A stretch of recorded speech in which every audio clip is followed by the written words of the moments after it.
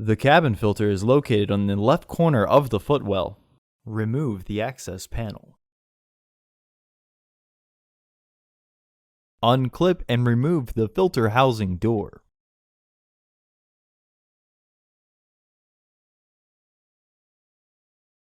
Remove the old filter from the housing and clean out any debris inside.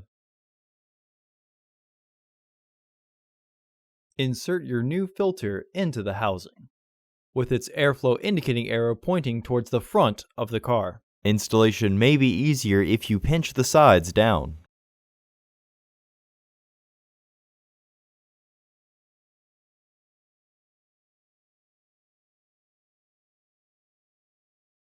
Reinstall the filter housing door.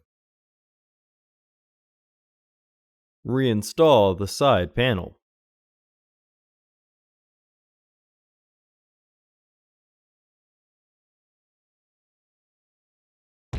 Order your parts today at filterheads.com.